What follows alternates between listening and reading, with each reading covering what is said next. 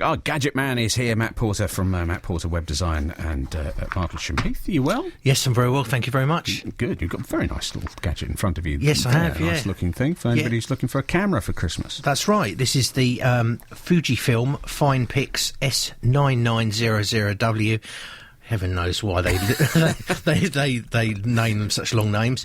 Basically, it's a bridge camera. If people know about cameras, you have kind of three kind of styles of cameras now. You have compact cameras, which are the small ones you keep in your pocket, and you have DSLRs, the big professional cameras, and then you have these cameras which are called bridge cameras, which are kind of like halfway house between the two. So it offers a lot of the functionality of a compact camera, but in the body of like an SLR size, standard camera. So you've got plenty to hold on to when you're taking the pictures. Yeah. So I mean, in terms of the price, the compact cameras can be very cheap these days for quite detailed pictures, and the SLRs, the DSLRs can be thousands. It can be. Yeah. So where does that work? This one's £189, right. And sometimes I had a look this morning quickly. It varies. There are some places you can get them slightly cheaper. What you do get with it is because it's a larger body, it gives you more scope for zoom. So this particular camera has a 50 times zoom, which is marvellous for taking pictures of the moon. One of the favourite things that I like taking pictures of, because you can get such brilliant detail, especially this time of the year when it's cold and full moon.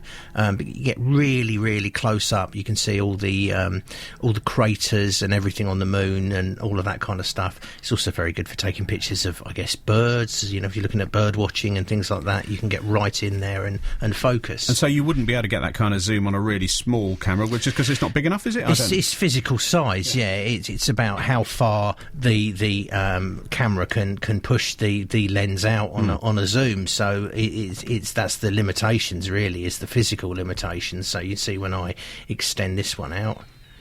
Oh, it makes a little that sort of comforting little noise. So as well. It's kind of like double its depth that it was before I switched it on. Yeah. So it's very good for that. You really can get some very, very high quality pictures. It's 16 megapixel with a CMOS sensor. Apparently CMOS sensors are slightly better than the other sensors. It has image stabilisation, which you definitely need when you've got zoom. If you're zoomed right in like that, any slight movement is going to cause a massive amount of movement when you're taking the picture. So it has optical image stabilisation, as they call it, which is very good, works exceptionally well. It has lots of filters as well, so you can take pictures, you can apply filters to them. It's got like a line drawing filter and obviously all the black and white and the film emulations. And it also has a super macro mode. So when you're taking pictures, you can put it up to 1 centimetre away from something you're going to photograph, and it will be able to focus in. So it's got this massive depth of focus where 1 centimetre to hundreds of thousands of miles away. Yeah. The thing that people might notice with it actually, the batteries in it are standard AA batteries. You don't normally get those kind of things in cameras. They're normally a little battery pack that you charge up. Yeah.